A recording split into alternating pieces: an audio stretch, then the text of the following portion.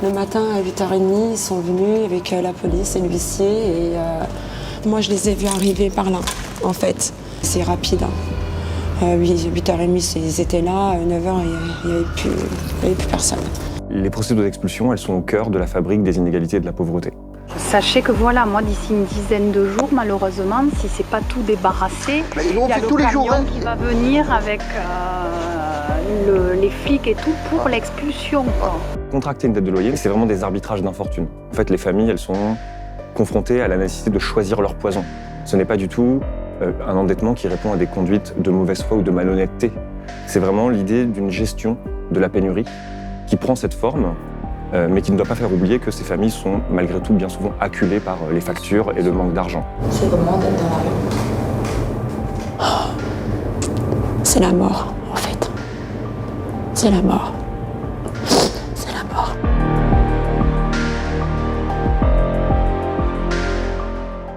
Bonjour Camille François.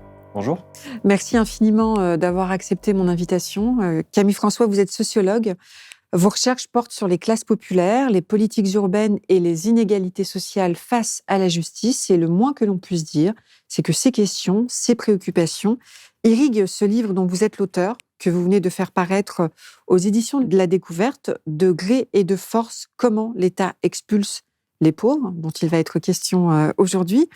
Alors ce livre, c'est une enquête édifiante et dérangeante, tant elle pourfend un certain nombre de préjugés et d'énigmes liés aux différents mécanismes publics qui mènent à l'expulsion des pauvres et qui vous fait considérer que le choix de l'expulsion n'est pas une fatalité. Bien au contraire, c'est une réalité éminemment politique qu'il convient d'interroger et que l'on va interroger ensemble. Alors, cette enquête qui permet de reconstituer de manière inédite les profils et parcours de locataires en processus d'expulsion, depuis leur assignation au tribunal jusqu'à leur éventuelle expulsion par les forces de police, vous l'avez faite à travers un long travail de terrain, 3 ans d'enquête en banlieue parisienne, c'est bien ça, enrichi par des archives et des statistiques. Vous retracez et identifiez la chaîne de l'expulsion qui jette chaque année des milliers de familles dans la rue, avec au bout du compte l'entrée dans une forme de pauvreté durable. En 2021, d'ailleurs, on note 12 000 ménages qui ont été expulsés de leur logement avec le concours de la force publique. Ce sont les chiffres du gouvernement. C'est une enquête édifiante, dérangeante, parce qu'elle pourfend un certain nombre de préjugés. On va commencer par le premier d'entre eux, si vous le voulez bien. Vous nous dites, contre toute attente, que ces pauvres, qui prennent le risque de l'expulsion donc en ne payant pas leur loyer, eh bien, ils ne sont pas irrationnels économiquement. Est-ce que vous pouvez revenir là-dessus et nous expliquer ? C'est la question initiale de mon travail. Parce que c'était une question qui m'intéressait à titre intellectuel, mais aussi à titre moral, une question qui me taraudait. C'était de savoir pourquoi, chaque année, en France, vous avez des centaines de milliers de familles qui arrêtent de payer leur loyer, alors qu'elles risquent une chose aussi grave que l'expulsion. Parce qu'on sait qu'aujourd'hui, l'expulsion, lorsqu'elle arrive, elle produit des effets durables et radicaux sur la vie et les chances de vie des familles mises à la rue en termes d'emploi, en termes de scolarité des enfants, en termes d'accès aux soins. Donc je me demandais, mais qu'est-ce qui conduit ces familles à prendre un risque aussi grave que celui que d'arrêter le paiement du loyer et donc d'encourir l'expulsion? Et donc je suis reparti de l'un des présupposés fondateurs de la sociologie, qui est de se dire que les gens ne sont ni fous ni idiots de faire ce qu'ils font. Et que l'enjeu de ce travail, c'est de reconstituer les raisons, les motifs qui les poussent à agir. La question que je me suis donc posée, c'était de savoir pourquoi, lorsque ces familles populaires sont à court d'argent, elles sacrifient le paiement du loyer plutôt que d'autres postes de consommation, et elles contractent des dettes de loyer plutôt que de recourir à d'autres types de crédits comme le crédit à la consommation, le découvert bancaire, ou encore même le prêt d'argent auprès de proches. Et j'ai essayé de montrer que, dans ce travail, cet endettement, c'était pas du tout le symptôme d'une irrationalité ou d'une incompétence des familles populaires en matière économique, bien au contraire, que s'endetter sur le loyer, en fait, engageait des compétences dans la gestion du temps, dans la capacité à jongler entre les factures. Je vous donne quelques résultats que mon enquête a permis de mettre en lumière, qui sont des résultats importants pour déconstruire ces idées reçues. Premier résultat, c'est que l'immense majorité des familles qui s'endettent sur le loyer le font temporairement. Elles arrêtent de payer leur loyer 1 ou 2 mois, elles remboursent leurs dettes, puis elles recommencent un peu plus tard. Autre résultat que met en lumière cette enquête que j'ai menée notamment auprès des services de recouvrement d'un bailleur social, c'est que les familles s'endettent à certains moments de l'année en particulier. Vous avez vraiment un caractère saisonnier de l'endettement. Et puis surtout, ce que j'ai mis en lumière, c'est que s'endetter sur le loyer pouvait avoir des avantages comparatifs par rapport au fait de renoncer à d'autres postes de dépenses ou à avoir d'autres types de crédits. Notamment, ce que je mets en lumière, c'est que les dettes de loyer, elles ont deux vertus quand on est un corps d'argent. Première vertu, c'est qu'elles sont gratuites sur le plan financier. Contrairement à des crédits à la consommation qui ont un taux d'intérêt, contrairement, par exemple, à des agios bancaires, qui sont des formes de pénalités liées au fait d'être à découvert, contracter une dette de loyer n'implique pas de coût économique immédiat. Et puis l'autre aspect, qui était peut-être plus sociologique encore, c'est que c'est une dette qui peut se contracter à distance du créancier. Ne pas payer son loyer implique simplement de ne pas faire le chèque, de ne pas faire le virement bancaire à son bailleur. Et donc ça permet de s'endetter sans se confronter au regard et au droit de regard du créancier. Vous voyez, quand vous allez à la banque et que vous demandez un crédit à la consommation, le banquier, il s'autorise à s'inviter dans votre vie privée, dans votre budget. Ici, vous pouvez vous endetter à distance, de manière impersonnelle. Et je pense que c'est ces raisons et ces bonnes raisons qui, au moins à court terme, expliquent pourquoi tant de familles arrêtent de payer ce loyer et pourquoi elles le font sans pouvoir être qualifiées de familles qui mettent en danger leur toit ou qui n'auraient aucune rationalité dans la conduite de leur vie. Donc vous voulez dire que c'est vraiment des choses qui sont totalement réfléchies. Et d'ailleurs, le dernier rapport, le 28e rapport de la Fondation Abbé Pierre, alerte aussi sur ce type d'arbitrage. Et c'est vraiment des arbitrages d'infortune. En fait, les familles, elles sont confrontées à la nécessité de choisir leur poison. Ce n'est pas du tout un endettement qui répond à des conduites de mauvaise foi ou de malhonnêteté. C'est vraiment l'idée d'une gestion de la pénurie qui prend cette forme, mais qui ne doit pas faire oublier que ces familles sont malgré tout bien souvent acculées par les factures et le manque d'argent.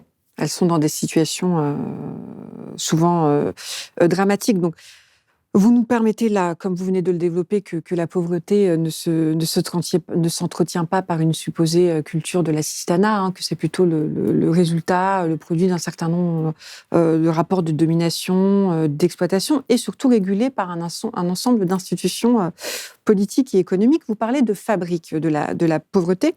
Et vous dites que c'est une mécanique qui ne cesse de s'emballer, d'ailleurs, puisqu'on le voit avec la hausse du nombre de condamnations judiciaires et d'expulsions réalisées par la police depuis une vingtaine d'années. Et ce qui est intéressant, c'est que cette hausse, eh bien, on va dire qu'elle n'est pas proportionnelle à la hausse des procédures requises par les propriétaires eux-mêmes. Donc, il y a un paradoxe ici que vous pointez. Vous ouvrez votre enquête sur ce constat. En fait, il y a une hausse qui est plutôt du côté de l'État et pas du tout du côté des propriétaires. Est-ce que vous pouvez nous expliciter ça ? Effectivement, vous avez bien raison. Les procédures d'expulsion, elles sont au cœur de la fabrique des inégalités et de la pauvreté. Pourquoi ? Parce qu'elles sont la conséquence d'un mécanisme structurel de décalage croissant entre l'envolée des niveaux de loyer, qui ont augmenté plus fortement que les prix à la consommation ces dernières années, et de l'autre côté, un décrochage avec les revenus de la population, notamment de la population la plus modeste. Donc, si vous voulez, les expulsions et la mécanique de spéculation immobilière qu'il y a derrière, ça creuse les inégalités à la fois par le haut, parce que ça vient enrichir les propriétaires de logements. Et en France, la propriété immobilière, elle n'a jamais été aussi concentrée. Je vous donne un chiffre qui est assez frappant. Vous avez environ 3,5% des ménages en France qui possèdent plus de 5 logements. Donc, en gros, sur 100 ménages, vous en avez 3 qui ont plus de 5 logements. Ces 3,5% de ménages possèdent à eux seuls près de 50% des logements locatifs privés. Donc, vous avez la moitié des logements locatifs privés qui sont détenus par une toute petite portion des ménages. Donc, vous voyez, cet mécanisme de spéculation immobilière qui cause les expulsions, il aggrave les inégalités par le haut parce qu'il enrichit les propriétaires de capital immobilier, et puis par le bas également parce qu'il vient creuser la pauvreté et aggraver les situations de difficultés financières ou d'entrer dans des situations de mal-logement durable. Ça, c'est la première chose. La deuxième chose, par rapport à cela, et c'était aussi l'un des objectifs de cette enquête de 3 ans, c'était de se demander pourquoi les expulsions ont augmenté en France. Ce qui est intéressant de noter, en effet, c'est que le nombre d'interventions de la police pour déloger manu militari les familles de leur logement a augmenté plus fortement au cours des dernières années que le nombre de procès intentés par les propriétaires. Je le dis rapidement, mais vous avez environ chaque année 155 000 familles qui sont assignées au tribunal parce qu'elles ont des dettes de loyer. Et ce chiffre, il est plus ou moins stable depuis une dizaine d'années avant la crise sanitaire. Parallèlement, le nombre d'interventions de la police, lui, il a augmenté de 40%. Et donc, c'était l'un des enjeux de ce livre, c'était d'expliquer la raison pour laquelle l'État s'était mis à expulser davantage que par le passé, et davantage que ce que laissait présager l'augmentation des demandes et des procès intentés par les propriétaires. La dureté de la réponse régalienne. Exactement. On constate vraiment ce durcissement de la réponse régalienne qui fait que s'il y a plus d'expulsions en France, c'est pas simplement parce que davantage de ménages s'endettent, c'est pas simplement parce que les propriétaires iraient plus fréquemment en justice, C'est aussi parce que l'État, pour des raisons budgétaires, c'est ce que je montre dans le livre, a décidé en fait d'expulser plus rapidement et plus fréquemment que par le passé. Alors, ces raisons, cette logique d'économie budgétaire, vous pouvez peut-être nous en dire un mot? J'essaye de le dire de manière rapide et claire. Lorsque les propriétaires ont une décision de justice qui a prononcé l'expulsion de leurs locataires, l'État est censé mettre à leur disposition le concours de la force publique. C'est vraiment une des fonctions classiques de l'État. C'est, si je reprends la définition sociologique traditionnelle, qu'est-ce que l'État ? L'État, c'est l'institution qui revendique avec succès le monopole de la violence physique légitime. Et ce monopole de la violence physique légitime, il est mis au service de l'application des décisions de justice et du respect des contrats économiques, comme les contrats de location. Dans ce cadre, les propriétaires sollicitent donc de l'État le concours de la force publique contre les familles qui ne quittent pas les lieux, qui restent chez elles parce qu'elles n'ont pas d'autre solution après leur passage au tribunal. Or, plus l'État met du temps à utiliser le concours de la force publique, plus il met du temps à expulser les locataires, et plus il doit verser aux propriétaires des indemnités. Et ce qui s'est passé en fait à partir des années 2010, c'est que le ministère de l'Intérieur a décidé de faire des coupes budgétaires dans cette enveloppe, dans ce montant d'argent qui était versé chaque année aux propriétaires en contrepartie du temps mis à expulser. Et donc ce que j'ai pu montrer, c'est que pour réduire cette enveloppe financière, il faut expulser plus fréquemment et plus rapidement, et c'est ce qui va conduire en fait les services de l'État, donc les préfectures et les commissariats de police, à avoir durci leur réponse, à avoir intensifié leur action en matière d'expulsion. La dernière chose que je dirais, c'est que ce calcul budgétaire, c'est un calcul de bout de chandelle qui est absurde à bien des égards. Pourquoi ? Parce que, d'une part, les montants versés aux propriétaires à titre d'indemnité sont très faibles par rapport au budget de l'État. Deuxièmement, ils sont ensuite remboursés auprès des locataires. Et puis surtout, faire une coupe budgétaire ici, c'est venir en aval renforcer le financement du secteur de l'hébergement d'urgence, qui est bien plus coûteux que n'est le poste des expulsions. Et donc c'est toute cette mécanique politique, austéritaire en fait, de l'expulsion, que mon enquête en fait met en lumière. Et c'est une mécanique d'autant plus paradoxale, je le disais, vous le soulignez aussi, la pénalisation, a priori, de l'endettement, on y a mis fin en 1867, vous le rappelez, la contrainte par le corps, l'emprisonnement a été aboli. On parlera de la loi en examen au Sénat, la loi anti-squat plus tard en ce moment. Donc la contrainte par le corps, a priori, évacuée. Le droit au logement s'impose un peu comme un objectif, un impératif moral, un objectif un peu constitutionnel. Depuis les années 90, on va dire, donc il y a quand même cette prise de conscience-là. Et malgré tout, il y a une mécanique qui est très forte, comme vous venez de le souligner, qui est installée. Et ce qui nous aide à comprendre cette mécanique-là et sa force, vous avez parlé de violence symbolique légitime de l'État, c'est d'aller au plus près des acteurs. Et ce qui est vraiment très, très instructif dans votre enquête, c'est qu'effectivement, vous allez au plus près de tous ces agents de l'expulsion, de ces travailleurs de l'expulsion, comme vous l'indiquez. Et vous dites d'ailleurs, je n'aurais pas pu faire ces portraits, ces profils de locataires endettés si je n'avais pas été au plus près de ces travailleurs-là. Et la première chose que vous en déduisez, et qui est cette énigme, qu'on commence à mieux saisir grâce à votre travail, c'est celle du fait que cette force s'exerce sans heurts, que ces travailleurs-là, finalement, en bout de chaîne, réussissent à obtenir l'expulsion des pauvres endettés sans heurts, avec presque leur adoubement. Enfin, le mot est un peu fort, mais c'est un petit peu cette mécanique-là aussi qui se dégage de votre enquête. En effet, moi, j'ai voulu vraiment mener une enquête et écrire un livre qui entre dans les coulisses des procédures d'expulsion, dans les coulisses de l'expulsion. Et donc, ça implique effectivement d'aller faire une enquête au plus près de ces agents, des bailleurs sociaux, des services de préfecture, des commissariats de police qui ont pour travail le fait de faire payer les dettes aux familles endettées ou de les mettre à la rue. Et donc, j'ai essayé de remettre des visages, de la chair un petit peu sur ces agents de l'État qui, a priori, exercent un travail plutôt ingrat, qui est celui de procéder à l'expulsion des plus pauvres. Donc on entre avec mon livre dans les services de recouvrement des bailleurs sociaux. Je me suis installé à côté en fait, des employés du recouvrement, donc ces employés qui ont pour mission quasi impossible de faire payer les dettes, de faire payer les gens qui n'ont pas d'argent. Je suis ensuite allé au tribunal, où sont jugées les affaires d'expulsion pour dette. J'ai collecté des centaines de jugements sur lesquels j'ai fait des calculs, des mesures statistiques, j'ai observé les audiences, donc mon livre raconte aussi, nous fait pénétrer dans les tribunaux, dans les salles d'audience où sont jugées les affaires d'expulsion. Je me suis entretenu avec les juges Et puis ensuite, je suis allé en préfecture et dans les commissariats de police pour voir ce que devenaient, après leur passage au tribunal, les familles qui étaient prises dans l'étau de cette procédure. C'est donc un livre en fait, qui reconstruit vraiment pas à pas les trajectoires d'endettement et de délogement d'une grande quantité de familles. Et l'une des énigmes que ce travail vient essayer de résoudre, c'est de savoir pourquoi, alors qu'on sait que l'expulsion va détériorer radicalement leur vie, la plupart des familles n'opposent pas de résistance forte, en bout de chaîne, à l'action des forces de l'ordre. Pourquoi, dans l'immense majorité des cas, les opérations d'expulsion se passent de manière très rapide et parfaitement pacifique. Ça, j'ai pu le montrer à travers une enquête auprès des services de police. Donc, j'ai dépouillé des centaines de procès-verbaux et des rapports d'enquête de police que réalisent les brigadiers qui sont chargés d'expulser les familles. J'ai pu, là encore, mesurer leur activité au cours de l'année.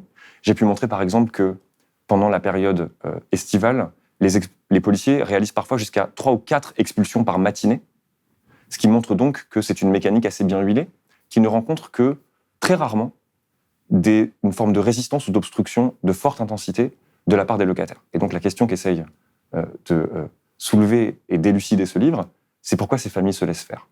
Et quelle est la fonction ou l'enjeu de ces procédures d'expulsion. Et comme vous l'avez très bien dit, et je finirai là-dessus, c'est que, en définitive, dans le cadre des procédures d'expulsion, l'État utilise moins la violence physique de manière directe qu'il ne vise à produire l'obéissance des familles, leur consentement à quitter les lieux sans heurts ni fracas.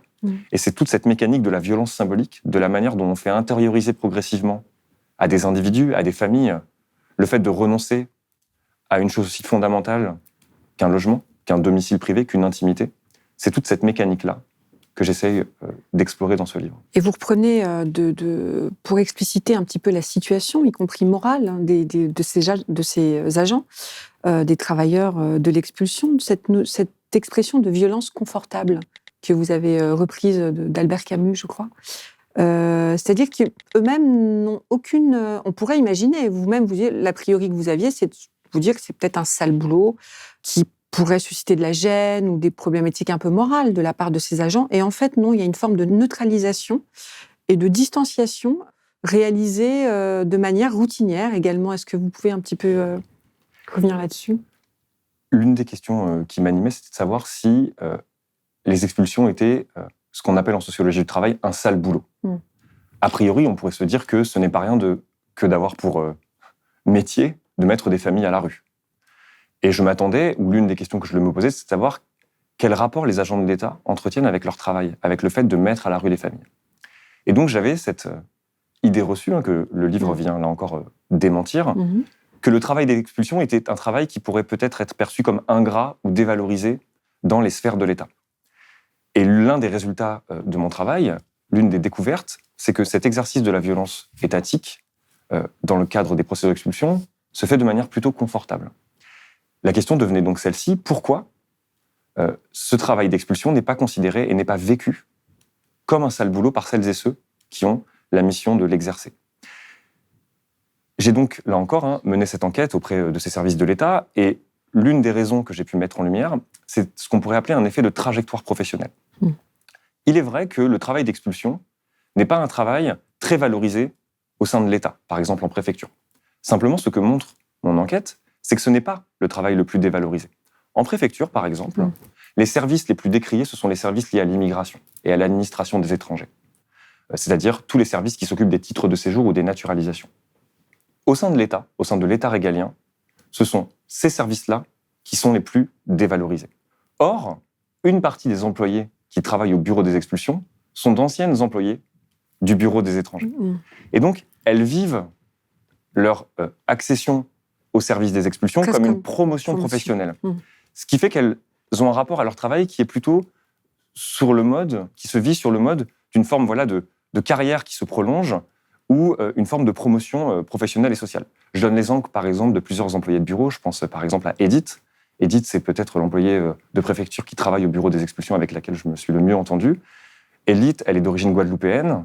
Elle passe un bac qui lui permet ensuite de venir faire ses études en métropole comme infirmière. Et puis finalement, par une rupture dans la vie, elle se retrouve à candidater pour un concours d'agent administratif en préfecture. Et elle se retrouve affectée au bureau des étrangers. Et elle va y vivre des années d'enfer, devant la masse incroyable des affaires à traiter, devant le travail au guichet qu'elle vit de manière très pénible, devant aussi des impératifs liés à la politique du chiffre et à une contrainte hiérarchique exercée par les petits chefs dans ces services qui est très forte. Et à bout de nerfs, elle décide de se reconvertir au sein de la préfecture vers ce bureau des expulsions. Et là, elle va y trouver un service où l'essentiel des agents sont titulaires, travaillent ici depuis longtemps. Ça aussi, ce qui montre que le travail d'expulsion n'est pas du tout un sale boulot, c'est que dans le bureau des expulsions que j'ai étudié, vous aviez 14 agents qui étaient là depuis parfois une vingtaine d'années. Une fois qu'on est au bureau des expulsions, on n'en part plus. Et les agents me racontaient, ces femmes, qui ce sont essentiellement des femmes qui travaillent dans ce service, c'est genré, ouais, quand même. Exactement, s'y plaisent en fait.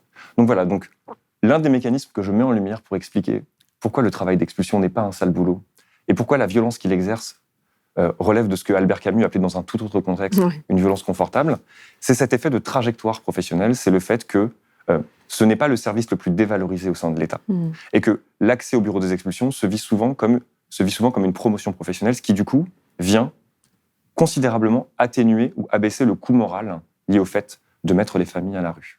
Et vous mettez en lumière aussi un certain nombre de préjugés ethno-raciaux dans le tri des dossiers effectués par ces travailleuses, pour le coup, puisque c'est, comme vous le dites, une profession assez genrée. Est-ce que vous pouvez aussi nous pointer ça ?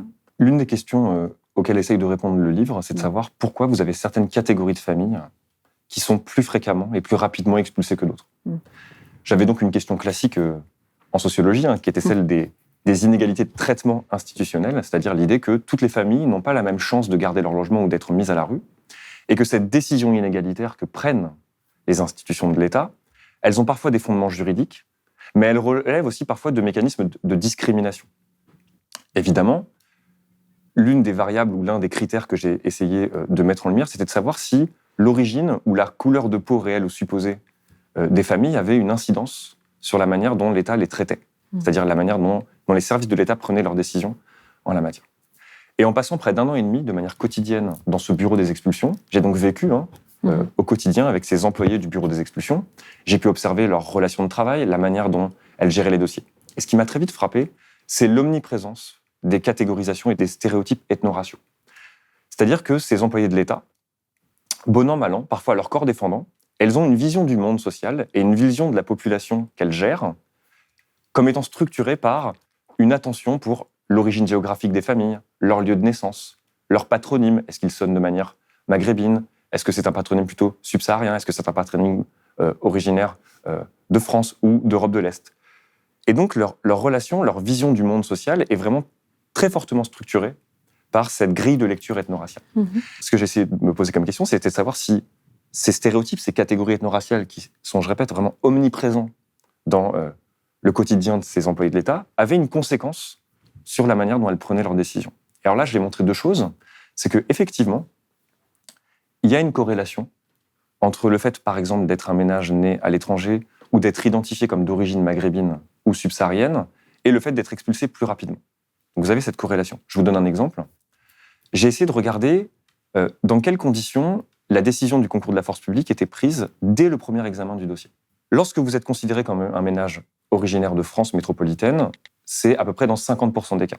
Donc vous avez 50% des familles qui sont perçues comme étant originaires de France métropolitaine qui voient le concours de la force publique autorisé dès le premier examen du dossier. Ça monte à 56% pour les ménages qui sont identifiés comme étant originaires d'Afrique subsaharienne et à 60% pour les ménages originaires du Maghreb. Donc vous avez cette corrélation. Simplement, ce que montre mon travail, et j'en terminerai avec ce point, mais qui est très important, c'est que cette corrélation, en fait, elle ne signifie pas causalité. C'est-à-dire que cette discrimination, elle se réalise de manière indirecte. Très concrètement, pourquoi les ménages originaires du Maghreb ou d'Afrique subsaharienne sont plus souvent et plus fréquemment, plus rapidement expulsés ? C'est que bien souvent, en amont de la décision d'expulsion, ils font face à des niveaux de loyer plus élevés. Ils ont des niveaux de revenus où ils sont dans des situations de non-emploi plus fréquentes. Ce qui explique que cette discrimination à l'échelle de l'expulsion, en fait, elle renvoie à des discriminations qui se jouent en amont, sur le marché du logement et sur le marché du travail. Mais c'est sûr que l'un des soucis que j'avais, l'un des questionnements qui m'animaient, c'était de savoir si oui ou non existaient ces discriminations ethno-raciales en matière de délogement. Et finalement, ce qu'on en retient, c'est que ces procédures d'expulsion, c'est aussi le lieu de la lutte des classes entre classes populaires, en fait. Et ça s'inscrit dans une tradition théorique, dont peut-être vous voulez nous dire un mot, du gouvernement des pauvres par les pauvres. C'est un petit peu ce que ça vient éclairer aussi, ou renouveler. En effet, l'essentiel des employés de l'État qui s'occupent des procédures d'expulsion sont souvent des employés de conditions populaires. Peut-être à part les magistrats, qui appartiennent, eux et elles, aux classes supérieures, aux classes moyennes et supérieures. Du côté, en fait, des travailleurs de l'expulsion, donc ces employés de préfecture, ces brigadiers de police dans les commissariats, ou ces agents du recouvrement que j'ai pu observer dans le cadre d'un bailleur social important de banlieue parisienne, ce sont des femmes, essentiellement. Et puis ce sont des femmes de catégorie B ou de catégorie C. Donc c'est un livre qui porte aussi sur la vie et le travail des petites fonctionnaires. Et des petites fonctionnaires qui, je le répète, ont pour travail un peu particulier de faire payer les dettes ou de mettre à la rue les familles. Ce qui fait que la distance sociale entre ces travailleurs de l'expulsion et la clientèle ou la population dont elle gère les dossiers et la vie n'est parfois pas si grande. Et bien souvent, les difficultés financières que connaissent les familles qui ont des dettes de loyer, ces employés de l'État les ont connus à des étapes antérieures de leur trajectoire. Je raconte, par exemple, la manière dont cette même Edith, qui travaille en préfecture, qui est de catégorie C, connaît fréquemment des difficultés à payer son loyer. Je prends le cas d'une collègue à elle, Evelyne, qui, elle, a accédé à la propriété résidentielle en grande banlieue parisienne dans les années 80, et qui s'est très vite retrouvée prise à la gorge par l'envolée des taux d'intérêt, le licenciement de son mari ouvrier, et qui donc a connu l'expérience des privations et des difficultés financières. Donc l'une des tensions qui traverse cette procédure d'expulsion, ces relations entre les agents de l'État qui expulsent et les familles expulsées, c'est l'idée que cette distance sociale, elle n'est pas si grande, et plutôt que de produire de l'empathie, plutôt que de produire de l'identification entre ces agents de l'État et les familles pauvres dont elles s'occupent, la procédure d'expulsion produit plutôt l'inverse. Ces employés de l'État vont s'évertuer à intensifier, à accroître cette distance sociale et cette distance morale qui les sépare des familles les plus pauvres. Ce que je montre donc dans ce livre, c'est que les procédures d'expulsion, c'est le lieu d'une lutte de classe interne aux catégories populaires, une lutte de fraction de classe interne. Et comme vous l'avez très bien dit dans votre question, c'est une caractéristique assez fréquente du gouvernement des pauvres que d'être assuré par les ménages stables ou les strates stables des classes populaires quant à la vie et à la destinée des familles qui s'appauvrissent et qui deviennent précaires. Camille François, depuis le 31 janvier dernier, la proposition de loi anti-squat portée par la majorité présidentielle qui a été examinée donc par l'Assemblée nationale est arrivée au Sénat. C'est une proposition de loi qui vous inquiète. Vous parlez de séparatisme social. C'est une loi qui, comme beaucoup de monde, m'a pris un peu de court, puisque en toute honnêteté, alors là, c'est pas le sociologue qui parle, c'est plutôt le citoyen nourri de ses travaux de sociologie. J'ai mis du temps à réaliser qu'on pouvait en fait proposer une loi aussi sévère, aussi dure en matière de logement et de pauvreté. C'est la raison pour laquelle vous avez la quasi-totalité des associations de lutte contre la pauvreté et le mal-logement qui sont vent debout contre cette loi, et pas des associations forcément très radicales sur le plan politique. Je pense par exemple au Secours catholique, qui est l'un des grands porte-parole de la lutte contre cette loi. Pourquoi cette loi, elle choque tant de monde ? Et pourquoi mon travail de sociologie permet d'anticiper les effets délétères qu'elle pourrait avoir sur la vie des ménages modestes ou pauvres ? C'est une loi déjà qui porte extrêmement mal son petit nom, puisqu'on lui a donné le nom de loi anti-squat pour focaliser l'attention du débat public et des journalistes sur ces formes extrêmes mais rares d'habitat précaire que sont les squats. Les squats en France, c'est quelques centaines de situations par an, et cela porte dans l'immense majorité des cas, j'ai même envie de vous dire dans la totalité des cas, sur des locaux vides. Les squatteurs, les gens qui squattent, tentent de se mettre à l'abri des rigueurs de la rue et du froid en occupant des bureaux vides, des hangars désaffectés. Presque jamais, en fait, leurs gestes ne portent sur des domiciles principaux de propriétaires ou de locataires. Presque jamais, on ne trouve refuge et on initie un squat chez quelqu'un qui habite là. Or, cette loi, premièrement, elle vient aggraver considérablement les sanctions pénales contre ces squatteurs, y compris lorsque les locaux sont à usage économique et vide, puisqu'elle prévoit la modique somme de 3 ans de prison. Or, les squatteurs, comme tout individu dans ce pays, en fait, ont des droits. Et cette loi, elle vient bafouer leurs droits. Et leurs droits fondamentaux, c'est pas simplement le droit au logement. Parce que bien souvent, vous rentrez dans un espèce de match un peu stérile et perdu d'avance entre droit de propriété et droit au logement. Or, le droit au logement, c'est pas simplement le droit au logement. C'est le droit qui est le socle de droits plus fondamentaux encore, et qui sont aussi fondamentaux que le droit de propriété, comme le droit à la vie privée, le droit à la dignité, le droit de ne pas mourir dans la rue. Et puis, la deuxième chose, et puis j'essaierai d'être bref sur ce point, c'est que cette loi, en vérité, elle porte mal son nom parce que la population qu'elle va affecter de manière majoritaire et radicale, ce sont les locataires. C'est-à-dire ces familles qui sont entrées légalement dans les lieux. Oui, c'est ça qui est important de comprendre. Exactement, qui ont un contrat de location et qui ont des difficultés à payer leur loyer. Alors pourquoi cette loi, elle va venir détériorer considérablement leurs droits et leurs chances de ne pas se retrouver à la rue? Pour plusieurs mécanismes, j'en donnerai rapidement quelques-uns. Premier mécanisme, parce qu'elle va réduire le délai qu'on donne à ces familles pour rembourser leurs dettes. Actuellement, lorsqu'une famille a des dettes et qu'elle passe en justice, le juge peut lui accorder des délais de paiement jusqu'à 36 mois, ce qui permet d'avoir une période de temps plus large pour rembourser la dette et donc faire que chaque mois, la famille va verser une mensualité de remboursement X ou Y. Avec la loi, ce délai de 36 mois va être ramené à 12 mois. À 12 mois. Ce qui fait qu'une famille avec un même montant de dette aura moins de temps pour rembourser sa dette et donc sera moins en mesure de la rembourser. Ce qui fait que les juges, en toute logique, selon la logique de capacité financière qui régit les jugements d'expulsion, vont devoir prononcer plus fréquemment leur expulsion. Et puis la deuxième chose, et je m'arrêterai là-dessus, c'est que cette loi, elle prévoit à l'origine d'infliger des peines de prison aux familles qui, après leur passage au tribunal, ne quitteraient pas par elles-mêmes les lieux. Alors, il se trouve que, pas plus tard qu'hier, le Sénat a finalement décidé de renoncer à cette peine de prison qui était infligée aux familles, pour le moment. Mais le texte va revenir à l'Assemblée nationale. Pourquoi, en fait, cette mesure, elle est inique? Pourquoi on peut vraiment qualifier cette loi de loi scélérate? Pour une première raison, c'est que c'est l'un des résultats de mon travail. C'est l'un des résultats de cette enquête que j'ai menée entre les tribunaux et la préfecture. C'est-à-dire, j'avais ces familles dont j'avais eu le jugement, et puis je suis allé voir dans les archives de la préfecture ce qu'elles devenaient. Et puis j'ai pu chiffrer que près de 2/3 des familles, après leur passage au tribunal, restaient dans les lieux. Donc ça va concerner, cette peine de prison, si jamais elle est maintenue, un grand nombre de familles. Et puis la deuxième raison, c'est que c'est le retour d'une forme de prison pour dette, comme vous l'avez dit tout à l'heure, qui en théorie avait été abrogée en France en 1867. Alors c'est une forme indirecte, parce que ce qui est sanctionné, c'est pas la dette en elle-même, c'est l'occupation du logement. Mais cette occupation du logement, elle est devenue condamnée par la justice parce qu'il y avait une dette de loyer. Donc on revient littéralement au 19e siècle. Alors de manière indirecte, de manière détournée, mais sur ce point précis, c'est une forme de retour à ce qu'on appelait la contrainte par corps, c'est-à-dire le fait de connaître une peine de prison pour dette civile et commerciale. Et ça, c'est vraiment un grand bond en arrière, y compris du point de vue de l'histoire du droit. La dernière chose, c'est que cette loi, c'est une fausse promesse faite aux propriétaires. Puisque, dans les faits, on leur fait la promesse de procédures d'expulsion plus rapides. Or, les moyens de la justice et de l'État resteront limités parce que vous avez un principe d'austérité et d'économie budgétaire qui gouverne les finances publiques depuis des années. On va donc juste inviter les propriétaires à aller plus souvent en justice. On va leur faire attendre des décisions plus sévères et plus rapides. Mais au regard du manque de moyens de la justice, ça ne fera qu'aggraver l'engorgement des tribunaux et qu'aggraver l'allongement des procédures. Donc, de tous les points de vue que vous puissiez prendre sur cette loi, c'est une loi qui, je pense, doit être, à mon avis, combattue et qui, j'espère, en fait, ne sera pas adoptée en l'état par la représentation nationale.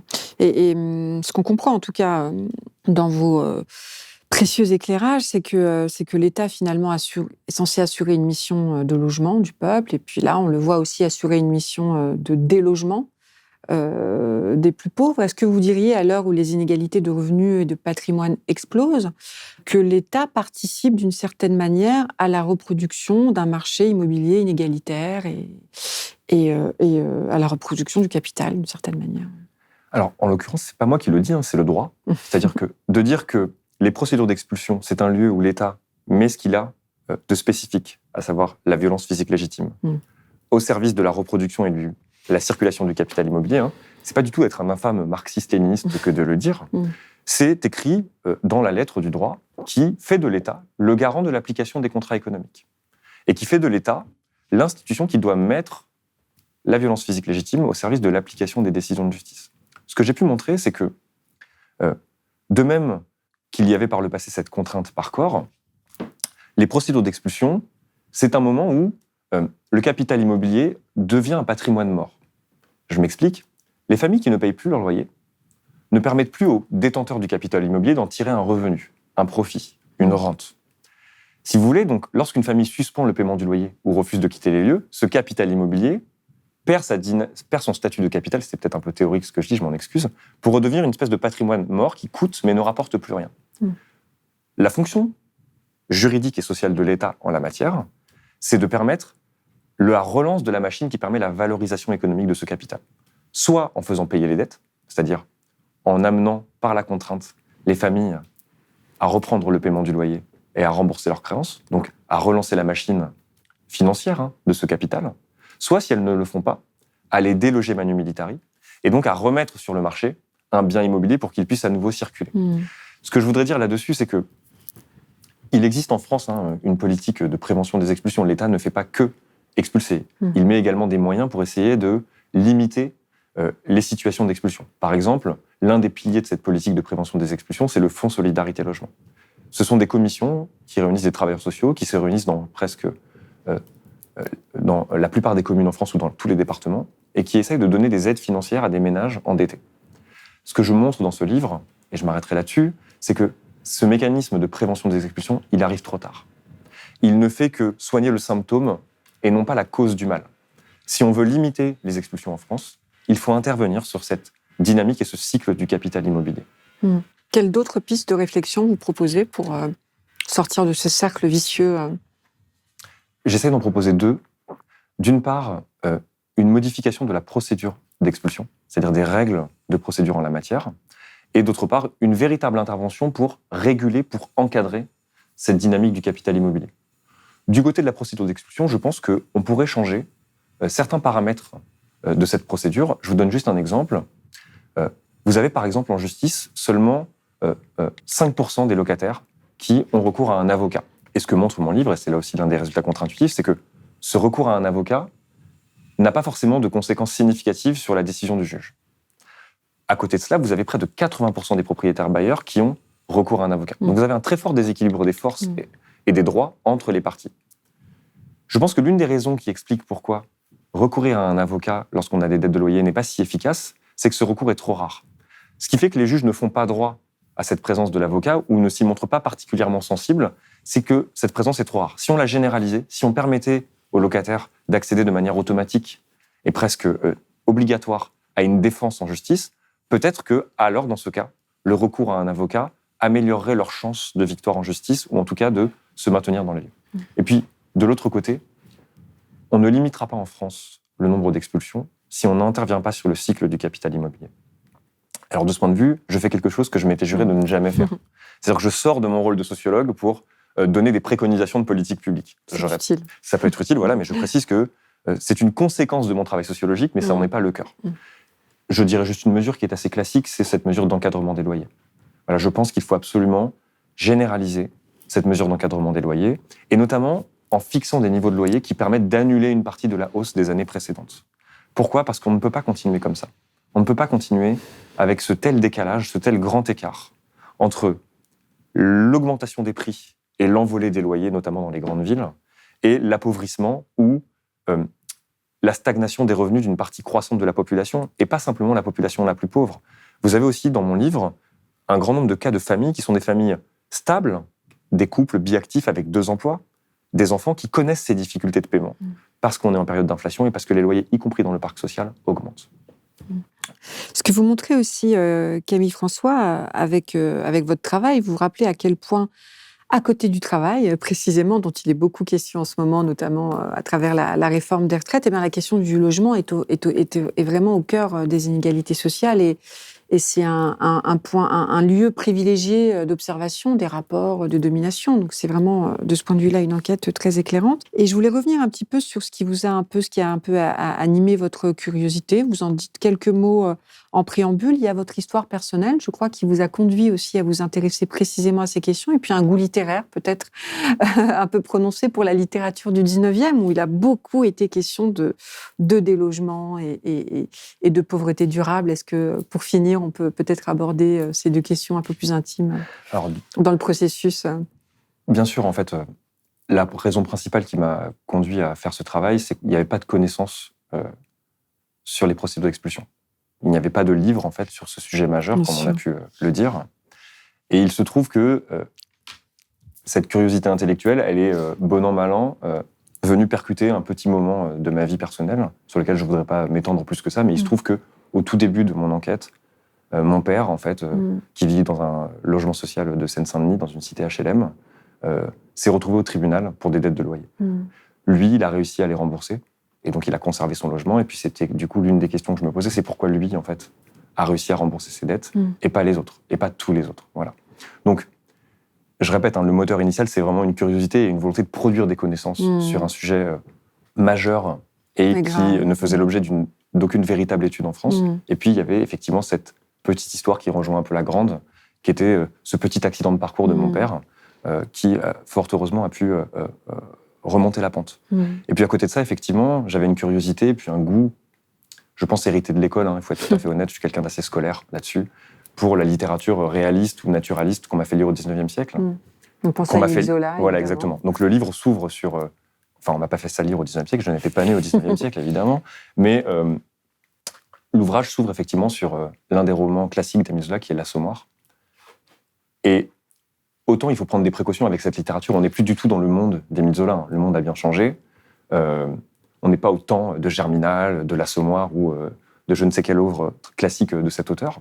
Simplement, ces ouvrages, ils ont quand même une vertu, c'est de montrer, en deçà des effets de style littéraire, en deçà des procédés, on va dire esthétiques qui animent ces romans, ils permettent en fait, en filigrane, de dresser des invariants, des régularités dans l'histoire des classes populaires. Et je pense que cette expérience des dettes et des expulsions de logement, c'est vraiment une expérience quasi constante de la vie des classes populaires ou des classes pauvres. Elle a pris des formes différentes avec le temps, je répète, on n'est plus du tout à l'époque des Rougon-Macquart, mais elle reste là comme une constante, une composante quasi structurelle de la vie des classes populaires. Et puis la dernière chose, c'est que cette dimension, cette présence des expulsions dans la culture populaire, qui est une présence assez rare, on la retrouve aujourd'hui dans un autre genre culturel qui est le rap. C'est pour ça que ce livre, en fait, se compose également de beaucoup de citations de rap. Bon, c'est une musique que j'écoute à titre personnel depuis mon enfance, qui est aussi liée peut-être au lieu où j'ai grandi. Mais l'ouvrage s'ouvre effectivement par une citation d'MC Solar qui, je pense à son corps défendant, décrit assez bien la manière dont les expulsions se déroulent. C'est d'un pas léger qu'arrive l'huissier, accompagné du serrurier. C'est un tube d'MC Solar, et en fait, je pense que c'est la troisième rime du morceau, donc il commence par « Viens dans mon quartier voir le paradis où les anges touchent le RMI ». Eh bien, en fait, on trouve très rapidement dans ce morceau cette phrase, c'est d'un pas léger qu'arrive l'huissier accompagné du serrurier. Voilà, cette phrase, en fait, elle résume assez bien tout ce que j'ai pu montrer sur la violence confortable et le caractère pacifique des procédures d'expulsion. Tout est dit. Merci infiniment, Camille François, pour cet entretien. Merci. Merci à vous. Voilà, c'est la fin de cet entretien. S'il vous a plu, n'hésitez pas à liker, partager et commenter. Je vous le rappelle, Blast est un média indépendant. Notre existence dépend de vous. Alors, si vous le pouvez, n'hésitez pas à faire un don ou vous abonner sur notre site blast-info.fr. Et pour ceux qui ne le savent pas encore, Blast a lancé le fameux projet M, les Marioles, dont on vous parle depuis quelques temps. Pour nous soutenir, rendez-vous sur la page KissKissBankBank. On vous espère très nombreux. Et moi, je vous dis à bientôt sur Blast.